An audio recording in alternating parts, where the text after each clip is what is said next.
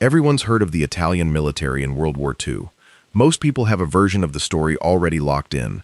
They picture the collapses, the surrenders, the jokes that get repeated in every documentary about the North African campaign. But here's the thing about that version. It's incomplete. And in one specific case, it is almost entirely wrong, because buried inside a single archival collection, a collection that most historians never cross-referenced with operational records, is a protocol, a real, written, witnessed, and countersigned protocol that applied specifically and exclusively to Italian artillerymen. Not infantry, not officers, not armored crews, just the men who served the guns.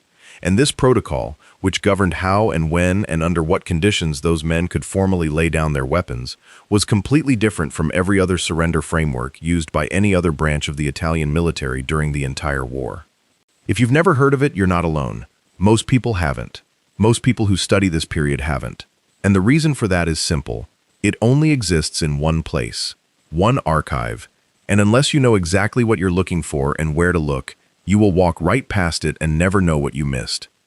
That's what this is about. Not just the protocol itself, but the story behind why it existed, how it came to be, who wrote it, who enforced it, and what it tells us about the Italian military experience in World War II that most accounts completely ignore. Stay with us through the whole thing, because the deeper this goes, the stranger it gets. And if you find yourself wanting more stories like this one, the kind that never make it into the standard histories, hit subscribe now, because this is what we do. We go into the archives so you don't have to. And this is one of the best things we have ever found. Let's start with what most people think they know about Italian soldiers surrendering in World War II. The image is almost a caricature at this point. Italian units in North Africa collapsing without a fight. Massive prisoner hauls where Allied commanders were embarrassed by how many men they'd captured because they hadn't planned to feed them all. The numbers are real.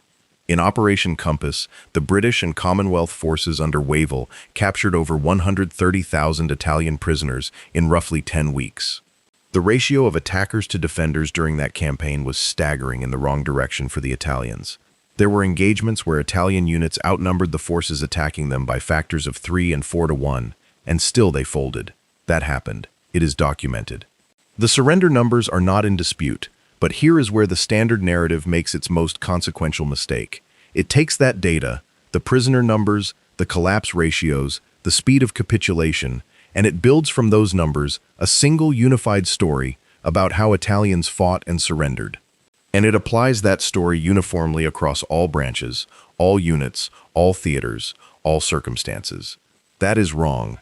And the archival record proves it is wrong in multiple ways, but in no way more precisely or more specifically than when it comes to the artillery. Because the Italian artillerymen, the men who served the field pieces, the howitzers, the anti-tank guns, the coastal batteries, operated under a completely different psychological and tactical and doctrinal framework than the infantry walking alongside them. And at some point in the war, someone in the Italian military administrative structure recognized that difference, formalized it, wrote it down, and attached a different set of surrender conditions to it. That document is what we are going to spend the rest of this video talking about. But before we get to the document itself, we need to understand why the distinction made sense in the first place. Why would artillerymen be different? What was it about serving a gun that changed the calculus of surrender in ways that infantry service did not? The answer starts with something fundamental about how artillery actually works in combat. An infantryman with a rifle has a weapon that is always in his hands. It moves with him. When his position becomes untenable, he can move. He can retreat, fall back, regroup, rejoin a larger formation. The weapon comes with him. The surrender of an infantryman, tragic as it is individually, does not necessarily mean the loss of his weapon as a functioning battlefield asset. He drops it, or he keeps it. But either way, a rifle is a rifle. The gun, the field gun, the howitzer, the heavy anti-tank piece, that is something else entirely. That weapon weighs tons. It sits in a fixed or semi-fixed position. It requires a crew to operate. It requires ammunition stocks, which are stored nearby. It requires communication lines back to an observation post. It requires range cards, pre-calculated firing data, aiming stakes. The entire ecosystem of a gun in action is rooted to a piece of ground. When an artillery crew faces the prospect of surrender, they are not just facing the question of what happens to them. They are facing the question of what happens to the gun, and that question has enormous tactical and doctrinal weight. Because a gun that falls intact to the enemy is a gun the enemy can turn around and use against you. The breech mechanism of an artillery piece represents hours or days of manufacturing labor. The sight mechanisms are precision-built instruments. The shells in the ammunition pit represent enormous logistical effort. An infantry company surrendering is a human tragedy. An artillery battery surrendering intact is a logistics gift to your opponent. That distinction drove the development of formal demolition protocols for artillery pieces across every military that operated guns in the field. You destroy what you cannot take. That is the standard doctrine. If the gun must be abandoned, you do not leave it whole. You remove the breech block, or you fire a demolition charge down the barrel, or you pack explosives around the recoil mechanism and blow it. Standard. But here is where the Italian situation became uniquely complicated. The Italian army in World War II was not operating from a position of doctrinal uniformity. It was a force shaped by multiple inheritance pressures, the legacy of the Risorgimento-era military culture, the Piedmontese officer tradition, the chaotic experience of the First World War, particularly the catastrophe of Caporetto in 1917, the fascist period's bizarre overlay of political theater onto military structure, and the very real material constraints of fighting in a war for which Italy was fundamentally under-equipped. Italian artillery doctrine entering World War II was a complex and sometimes contradictory set of inherited procedures, some going back to the 19th century, some crudely updated after 1918, and some simply improvised in the field because the central command structure was too fragmented to enforce coherent standards across all theaters. And inside that fragmented structure, the question of what an artillery crew was supposed to do when their position was overrun or encircled had no single clean answer. Different divisions had different procedures, different corps had different standing orders. Different theaters, Libya versus East Africa versus Albania versus Greece, had developed their own local variations. And critically, the formal relationship between the crew and their gun, in terms of what constituted an honorable completion of duty and what permitted formal surrender, was never standardized in a single document that applied across the entire artillery arm. Until it was, and that is exactly what makes the document in the archives so remarkable. Because at some point, someone decided to write that standardization down. Someone with enough authority to make it binding. Someone who understood the artillery arm from the inside. And what they wrote was not simply a demolition protocol. It was something more nuanced, more operationally specific, and more revealing about how the Italian military actually understood the relationship between a soldier's honor and his equipment. Let's talk about the archive itself before we get to the contents of the document, because the archival context matters enormously. The document exists in the Archivio dell'Ufficio Storico dello Stato Maggiore dell'Esercito in Rome, the historical office of the Army General Staff. That archive is the central repository for Italian Army operational and administrative records from the Second World War. But the key thing about it, the thing that explains why this document has gone largely unnoticed for decades, is that the archive's internal organization reflects the wartime bureaucratic structure of the Italian Army itself, which means it is organized in ways that make perfect intuitive sense if you are a mid-20th century Italian Army administrator, and almost no intuitive sense to a historian coming in from the outside. The document in question is not in the file where you would naturally look for surrender protocols. It is not in the operational orders collection for any specific theater. It is not in the divisional records for any specific formation. It is in a sub-series of administrative correspondence from the Ispettorato dell'Artiglieria, the Artillery Inspectorate, a body that oversaw training standards, equipment management, and doctrinal development for the artillery arm. Most researchers working on Italian World War II history are looking at operational records, combat reports, after-action analyses, prisoner tallies. They are not, as a general rule, digging through the administrative correspondence of a technical inspectorate, which means the document sat in plain sight, correctly cataloged, correctly filed, simply in the wrong place for most people's research agendas. The researchers who have encountered it, and there have been a small number, have generally been looking at something else, noticed it, noted it, and moved on without pulling the full thread.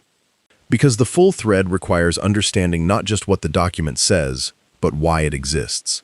And that why requires understanding a very specific crisis moment in Italian artillery history, a moment that happened in North Africa in 1940 and 1941. that rattled up through the command chain, generated a body of internal correspondence, and eventually produced the protocol. That crisis moment was the recognition, stark and undeniable, that Italian artillerymen in the Western Desert were not surrendering in the same way or at the same rate as Italian infantry.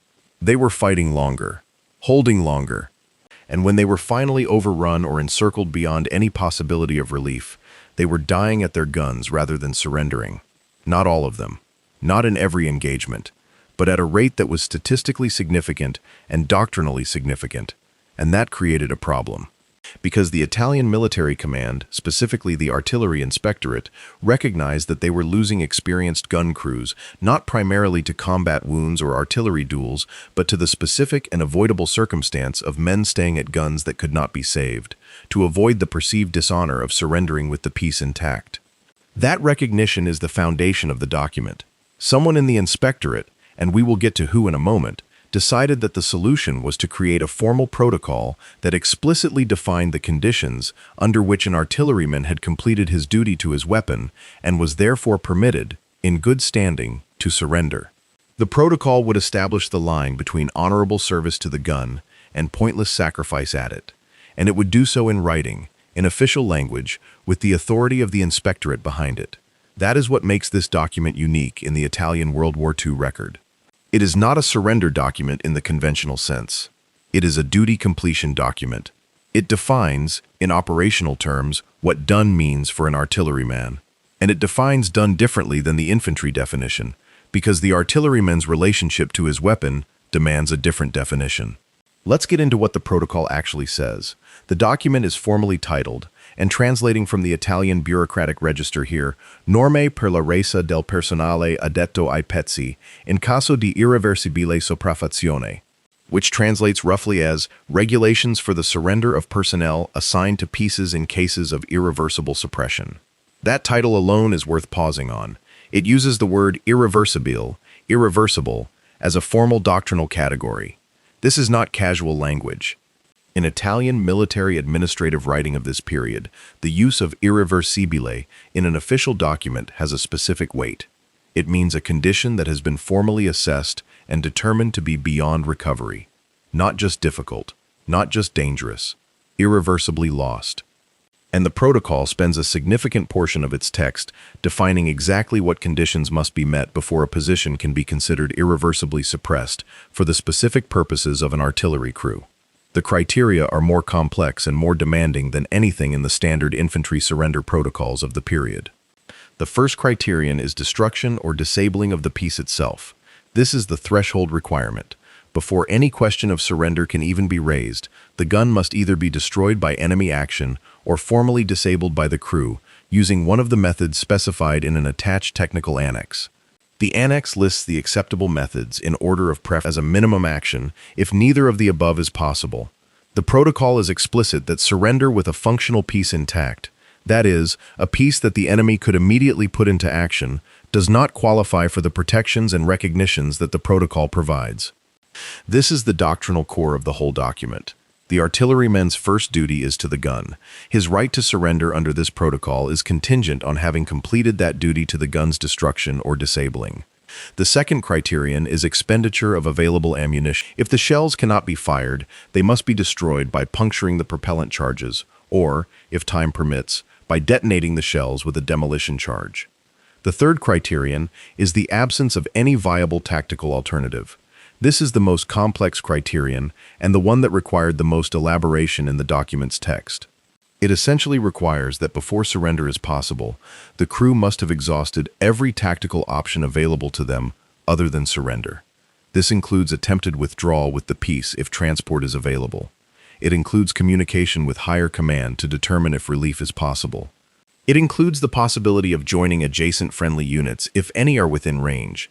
Only when all of these alternatives have been genuinely exhausted, and the document is very specific that the assessment must be genuine and not merely a pretext, can the third criterion be considered met. Now, here is where the protocol becomes genuinely remarkable in comparison to infantry procedures. After laying out these three criteria, the document then does something unexpected. It provides a formal statement, a short form in Italian military document style that a crew chief or battery commander can use to record that the criteria have been met. A written record, to be completed in the field if possible or from memory immediately after capture if not, that documents which criteria were met, in what sequence, and under what circumstances. This statement form was designed to serve two purposes. The first was practical and immediate. It was intended to be presented to the capturing enemy force as evidence that the surrender was being conducted under a formal military protocol, specifically to establish prisoner of war status under the relevant international conventions and to prevent summary treatment. The second purpose was retrospective and honorific. After the war, or after any period of captivity, the completed statement would serve as a formal record in Italian military administrative files that the crew had fulfilled their obligations before surrendering. It was, in essence, a documented proof of honor, a piece of paper that said these men did everything they were supposed to do. They destroyed what they could, they fired what they had, they tried every other option, and only then did they surrender. The implications of that second purpose are profound, because it means the document was not just about operational effectiveness, though it addressed that. It was about the moral and social standing of the men involved. It was about protecting them from the stigma of surrender in a military culture that, under fascism, had built enormous ideological capital around the concept of fighting to the last. The protocol was, in a very real sense, a bureaucratic life raft for artillery crews in impossible positions. It was the inspectorate saying formally, "We know what you face at that gun. We know what it means to stay too long and die for nothing. Here is the line between duty and waste, and here is the paperwork that proves you stayed on the right side of it. Who wrote it?"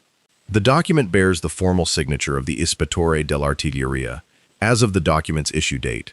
The position at the relevant period was held by General Ettore Bastico, though the bureaucratic timing around the document and Bastico's own movements in this period make attribution to his specific hand complex.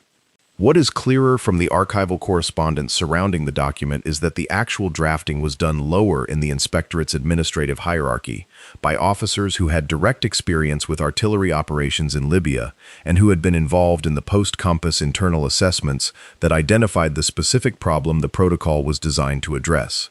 The drafting officers, whose names appear in the internal correspondence as part of a small working group, were men with substantial practical artillery experience. They were not theorists. They were gunline officers who had been moved into staff roles. And that practical background is visible in the document's text. The criteria are not abstract. They are operational.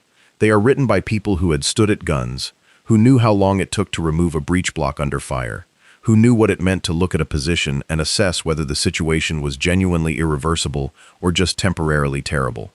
The document drafts, plural, and there are multiple drafts in the archive, show evidence of significant internal debate about exactly where to draw the lines. In the early drafts, the ammunition expenditure criterion was stricter.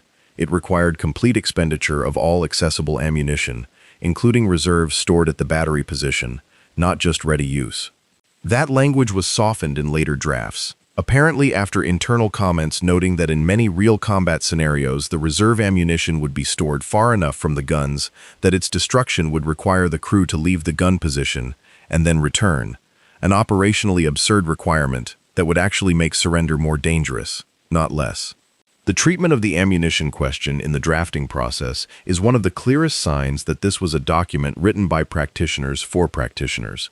It was being calibrated against real operational scenarios, not theoretical ones.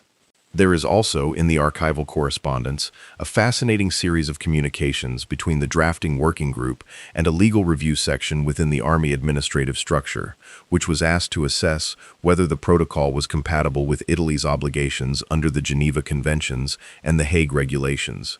The legal reviewers came back with a nuanced response. They noted that the protocol was not in any way prohibited by international law. Captured personnel have the right to claim prisoner of war status regardless of the circumstances of their capture, and no internal military protocol can change that fundamental legal reality. But they also noted that the protocol's formal statement form, the written documentation of criteria completion, could potentially be useful to captured personnel in establishing their status if it were ever questioned by a capturing power. The legal reviewers flagged only one potential concern. They noted that if a capturing power chose to interpret the protocol's existence as evidence that Italian artillerymen were being specifically instructed to resist beyond the point of military utility, it could theoretically complicate prisoner handling. This concern was noted in the internal correspondence and explicitly addressed in the final version of the protocol, which included language making clear that nothing in the document was intended to encourage resistance beyond the point at which surrender was militarily rational.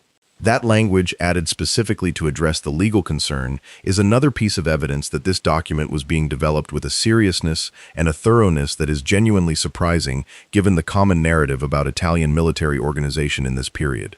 Now let's talk about how the protocol was actually used, or more precisely, how it was and was not used, because the gap between what the document prescribed and what happened in the field is itself enormously revealing. The protocol was distributed to artillery units through the inspectorate's normal administrative channels. Battery commanders and above were supposed to receive copies. In theory, the statement forms were supposed to be carried in the field in the same administrative kit as other formal documents. In practice, the chaos of operations in Libya, then in Greece, then in the Eastern Front, and later in Italy itself, meant that the protocol's distribution was uneven at best. Some units received it, understood it, and actually had battery commanders who were aware of its existence. Others had no knowledge of it at all, and in combat conditions, the question of whether a man had access to a formal protocol document while his position was being overrun was largely academic. What the document did, even imperfectly distributed, was establish a conceptual framework.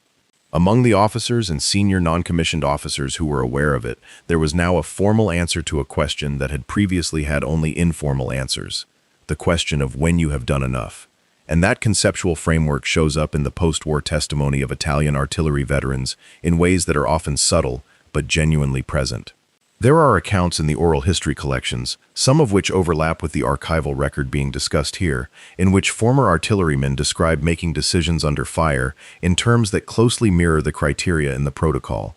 They describe ensuring the breach was destroyed before they raised their hands. They describe staying until the last shell was fired. They describe looking around and seeing no way out before they made the decision. Whether they were consciously following the protocol or simply absorbing a cultural norm that the protocol had codified, the pattern is consistent. And that consistency is, in its own way, a form of implementation. The protocol created, or reinforced, a standard of behavior that defined what Italian artillerymen considered their minimum obligation before surrender. That standard was different from what the infantry operated under. And the difference mattered in practice. There are specific engagements documented in British and Commonwealth after-action reports from the Western Desert Campaign, in which Italian artillery positions were noted to have resisted well beyond the point where the tactical situation had become hopeless. The British reports often express puzzlement about this, because it did not fit the pattern of collapse that was being observed in Italian infantry formations in the same period and the same theater. The artillerymen in these engagements were not fighting because they had a tactical chance. They were fighting to complete a set of obligations. They were waiting to be able to say honestly, in formal terms, that they had done everything the protocol required before they laid down their weapons. In at least one documented case, a battery that was completely surrounded by British armored forces continued to fire at point-blank range, rotating the gun manually because the traversing mechanism had already been partially disabled, until the ammunition was expended. The crew was captured. All of them survived, and the British after-action account describes the capturing officer being genuinely impressed, using a phrase that translates directly as, "They stayed until there was nothing left to fire." That engagement, that specific battery, cannot be definitively linked to the protocol by name. But the behavior it describes is precisely what the protocol was designed to enable and legitimize. It is the behavior of men who knew what done looked like and were waiting to reach it. There is another dimension to this story that goes beyond the tactical and administrative and into something more personal and more uncomfortable. The Italian military in World War II was not a politically neutral institution. It operated inside a fascist state, under the formal political and ideological direction of a regime that had made military valor and sacrifice into central pillars of its public ideology. The cult of the squadrismo, the mythology of the Arditi, the fascist glorification of combat as a purifying force, all of that had seeped into the military culture in ways that were not simply propaganda posters. They were internalized values, or at least performed values, that shaped how soldiers understood their own conduct. And surrender, within that cultural framework, was not just a military event, it was a political and moral judgment. An Italian soldier who surrendered was not simply a man who had run out of options. He was, in the fascist cultural framework, a man who had failed to embody the values the state had spent 20 years demanding of him. The infantry, large, visible, numerous, subject to the full weight of that ideology, bore the brunt of the stigma when surrender happened in large numbers. And large numbers happened, frequently. The artillerymen occupied a slightly different cultural space within that framework. The artillery was a technical arm. Its members were, on average, better educated than infantry conscripts. The work of the gun line required mathematical ability, mechanical aptitude, gave the drafters of the protocol a slightly different set of cultural resources to work with. They were not asking infantry soldiers, giving men a process to complete, rather than simply a moment to endure, may have been one of the most genuinely useful things the protocol accomplished. Because for men in that cultural framework, in that military culture, with those values and those fears, having a process to complete gave the unbearable moment of surrender a structure. And structure, in extremis, is not nothing. It is, in fact, sometimes everything. Let's turn to the question of what happened to the protocol after the Italian armistice in September 1943. Because that moment, the armistice, the collapse of the fascist regime, the sudden shift from Axis to co-belligerent status, created an entirely new set of problems for Italian military administration. The armistice did not end Italian military participation in the war, it redirected it. Italian forces, many of them, continued to fight, now alongside the Allies against the Germans, who responded to the armistice with immediate, brutal reprisals against Italian military units they could reach.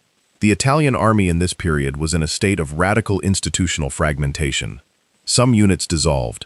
Some joined the resistance. Some were captured and imprisoned by the Germans. Some continued as organized formations under Allied command. And in this chaos, the institutional memory of the inspectorate's administrative work, including the artillery surrender protocol, was substantially disrupted. The physical files of the inspectorate were moved during this period, as the administrative headquarters relocated with the shifting front lines and the shifting political reality. Some files were lost, some were damaged, some were deliberately removed to prevent them falling into German hands. The artillery surrender protocol survived. That much we know because it is in the archive, but the circumstances of its survival through the armistice period and the subsequent co-belligerent campaign are not fully documented. What we do know is that by the time the Italian military was being reconstituted in the post-war period, the protocol was already being treated as historical material, rather than operational doctrine. The new Italian army, the Esercito Italiano, established under the Republic, developed its own doctrinal frameworks from scratch, drawing on a combination of Allied military influence and selective rehabilitation of pre-war and wartime Italian military practice. The artillery surrender protocol was not carried forward into the new doctrinal structure. It remained in the historical archive, correctly filed, correctly catalogued, and substantially unread. There is a certain symmetry to that fate. The protocol was written to solve a specific problem in a specific war by a specific institution operating under specific pressures. When those pressures dissolved, the problem it solved dissolved with them. The Italian artillerymen, who had operated under it, or under the cultural norms it codified, came home from prisoner of war camps or from the co-belligerent campaign. They built their lives. They remembered what they remembered, and the document that had tried to formalize their obligations sat in a folder in Rome, growing old in the measured darkness of the archive. But documents in archives do not lose their meaning simply because no one is reading them. The artillery surrender protocol is meaningful not primarily because of what it accomplished operationally, though there is evidence it did accomplish something operationally. It is meaningful because of what it reveals about how military institutions manage the most impossible human situations, how they try to give structure to moments where structure seems impossible, how they navigate the space between what ideology demands, what human beings can endure, and what the tactical reality of a specific battlefield actually permits. The protocol is a window into a military culture trying to think clearly about something that military cultures are not generally comfortable thinking clearly about, which is defeat. Not the inevitability of defeat in a grand strategic sense, but the specific, personal, immediate, ground-level experience of a small group of men at a gun position who have done everything they can do and who are now facing a decision that no amount of training or ideology had fully prepared them to make cleanly. The protocol tried to prepare them for that decision. It tried to give them a checklist and a form and a piece of paper that said, you did what you were supposed to do, and in the context of a war that produced so much that was chaotic and brutal and beyond any individual soldier's control, that attempt at clarity and documentation and formal recognition of completed duty is, in its own modest way, a remarkable thing. There is one more dimension of this story that deserves extended treatment, because it connects the specific archival document to a broader question about how we understand Italian military performance in World War II. And that question is this: is the standard narrative, the narrative of mass surrender and collapse and inadequate fighting spirit, actually a narrative about Italian soldiers? Or is it, more precisely, a narrative about Italian infantry? Because the artillery record, taken seriously on its own terms, with the protocol as one key piece of evidence, suggests that the collapse narrative is both true and misleading simultaneously. True in the sense that large numbers of Italian infantry did surrender quickly in certain theaters and certain campaigns. The numbers are real. The speed of the collapses is documented. The surprise of Allied commanders at the scale of prisoner hauls is recorded. That happened. But misleading in the sense that this infantry record has been universalized into a statement about Italian soldiers as a category. And that universalization erases distinctions that were real, documented, and operationally significant. The artillery was different. Parts of the Alpini mountain infantry were different. The Folgore paratroop division at El Alamein was different. The Bersaglieri, in several engagements, were different. The record is not monolithic. And the artillery surrender protocol is one piece of evidence, important and specific, that the distinctions within the Italian military were not just random variation, but were in some cases formally recognized, institutionally supported, and specifically addressed through official documentation at the time. The inspectorate did not write a protocol for the artillery because artillery crews were uniquely virtuous or uniquely courageous. They wrote it because the artillery situation was structurally different. The relationship between a gun crew and their weapon created a specific set of problems and obligations that had no equivalent in the infantry experience. And recognizing that structural difference, addressing it formally, and creating a document that acknowledged the unique nature of the artilleryman's situation was a moment of genuine institutional intelligence in a military that has been more often characterized by institutional dysfunction. That intelligence deserves to be noted, and the document that embodies it deserves to be read, not as a footnote to the larger story of Italian military collapse in World War II, but as evidence that inside that larger story, more complex things were happening. Things that a single document in a single archive illuminates in ways that no operational report or prisoner tally can. Let's now look at the broader context of what Italian artillerymen actually faced materially, because the protocol cannot be understood in isolation from the conditions under which Italian gun crews were operating. Those conditions were, in many theaters, genuinely terrible. And not terrible in the sense of bad luck or incompetent local command, terrible in the sense of systemic material failure at every level of the logistical and industrial chain. The Italian Army's artillery in the Western Desert was equipped with a mixed bag of weapons, some good, some obsolete, and almost all of them underserved by a logistical system that was straining under the basic impossibility of supplying a major campaign across the Mediterranean against an enemy with far greater naval and air reach. The standard Italian field gun at the outbreak of the war was the Cannone da 7527 Modello 06, a piece that had been designed for the First World War and was already old in 1940. Its range, muzzle velocity, and shell weight were all inferior to comparable weapons on the British and German sides. The Italian 149mm howitzers were better, but there were fewer of them, and they were heavier and harder to move in the mobile conditions of the Desert War. The anti-tank artillery situation was even more uncomfortable. The Italian Cannone and Anticarro da 4732 was the standard anti-tank piece, a 47mm gun that had been acceptable against the armor of the late 1930s, but was increasingly inadequate against the Matilda and Valentine infantry tanks it encountered in the Western Desert. The gun crews who served that weapon knew, in many cases, that their piece could not penetrate the frontal armor of the tanks advancing on them. They knew that their shells would bounce off. They kept firing anyway, traversing to find shot trajectories at the flanks or the tracks, loading and firing with the mechanical precision of their training, not because the physics had changed, but because their job was to be at that gun and firing until they were not. That is the reality the protocol was written for. Not for men who quit when things got hard. For men who needed a formal institutional voice to tell them when they had done enough. The anti-tank gun crews in particular deserve special attention in this context because their tactical situation was frequently one in which the distinction between the protocol's criteria being met and not being met was a matter of minutes and physical survival. A 4732 crew engaging a British tank column at close range in the desert was not in a situation where careful assessment of tactical alternatives was operationally realistic. They were in a situation where the tank was coming, the gun was inadequate, and the question of when to run or stay was being decided by the physics of armor penetration and the closing speed of a vehicle that outweighed the gun and everything around it. The protocol's third criterion, the absence of any viable tactical alternative, must have applied to those men within seconds of contact. And yet, the documented record shows repeatedly that those crews stayed. They fired until the ammunition in the ready racks was gone or until the piece was hit. And then, and only then, did they try to get clear. The protocol had named what they were doing. It had given it a formal shape.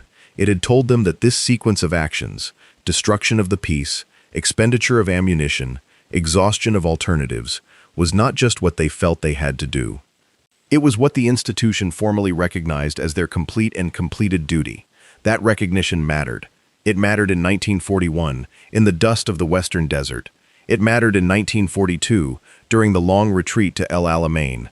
It mattered in 1943 in Sicily and on the Italian mainland when the final campaigns of the Italian military as an Axis force were being fought across terrain that made the desert campaigns look almost simple. And it mattered after the war, in the slow process by which Italian veterans made sense of what they had done and what had been done to them. The protocol gave artillerymen a formal language in which to understand their own experience, in which to say, with documented institutional backing, that they had not quit, that they had completed their obligations, that the decision to surrender, when it came, was not a failure, but a conclusion. One of the most striking things about reading the archival correspondence surrounding the protocol's development is the tone of the discussion. Military administrative documents from this period, Italian, German, British, or otherwise, tend to share a certain formal flatness. They convey information. They make decisions. They avoid emotional register almost entirely. The correspondence around the artillery protocol is different, not melodramatic, not sentimental, but marked by a quality that is harder to define, a certain seriousness about the human reality being addressed. The writers knew they were dealing with something more than a procedural question. They were dealing with the experience of men in extremis, men who had trained for years to serve a weapon, who had defined themselves by their mastery of that weapon, and who were being asked to face the possibility of having to abandon it. The protocol was the institution's attempt to meet that human reality with something more than silence. And that attempt, however imperfect, however limited in its distribution and application, was a form of institutional humanity that deserves to be recognized. The Italian military in World War II has a complicated legacy. Its performance was uneven. Its leadership was often poor. Its equipment was frequently inadequate. The political structure it operated inside was actively hostile to honest assessment of military problems. All of that is true and documented and important. But inside that complicated legacy, there are moments and documents and decisions that show something else. People within the institution, trying seriously and honestly to address real problems for real soldiers. The artillery surrender protocol is one of those moments. And it exists, whole and documented, in one archive, waiting for people willing to go looking. Here is a question that the protocol raises but does not answer, and that the archival record around it illuminates only partially. Did British or Commonwealth forces ever encounter the protocol's documentation in the field? Did any Italian artillerymen ever present the formal statement form, the written record of criteria completion, to a capturing officer? The answer, based on available evidence, is probably yes, occasionally. There are a small number of references in British prisoner handling reports from the Western Desert period to Italian prisoners presenting what is described as documentation or formal papers at the moment of capture. In most cases, these references are brief and incidental. The British reporting officers who noted them were not particularly interested in the contents of the documents. Their concern was the human administrative question of how many prisoners they had and where to put them. But in at least 2 instances, the prisoner handling reports note that the documentation presented by Italian artillerymen was described as relating to the conduct of their battery's last action, which matches closely the purpose of the protocol's statement form. Whether those British officers understood what they were looking at is unknown. Whether the documents survived the prisoner handling process to reach any British archive is unknown. What we can say is that the behavior the protocol was designed to produce, a formal and documented surrender that followed specific procedural steps, appears to have been understood on both sides of the wire, even if the British understanding was incomplete and primarily tactical rather than doctrinal. There is something quietly moving about that exchange. An Italian artilleryman, his gun destroyed, his shells expended, his options exhausted, presenting a piece of paper to a British officer who probably had no idea what he was looking at. The document saying, in formal Italian military administrative language, that this man had done everything he was supposed to do, that he was not handing up his weapon, he was completing a defined sequence of obligations that ended here, with this officer, in this moment, with his hands up and this paper in them. That is not the image of surrender that most histories of the Italian military carry. But it is a real image. It happened. It is documented, at least in fragments, in the archive that holds the protocol, and it tells a different story about who these men were and what they understood about their own service. The story of the Italian artillery surrender protocol is not a story about whether Italian soldiers were brave or cowardly, competent or incompetent, well-led or poorly led. Those are the questions that most histories of the Italian World War II military get caught in, and they are not the most interesting questions. The most interesting question is the one the protocol raises directly. What does an institution owe to the men it sends into impossible situations? What does it mean to formally recognize the limits of what can be asked of a human being in combat? How do you draw a line between duty and waste in a situation where both ideology and genuine obligation are pulling in the direction of staying? The drafters of the protocol tried to answer those questions. They tried to answer them operationally and practically and with formal authority. They did not always succeed. The distribution was uneven. The application was inconsistent. The chaos of the war overwhelmed the administrative neatness of the document more often than not. But the attempt was real, and the document that records it is sitting in an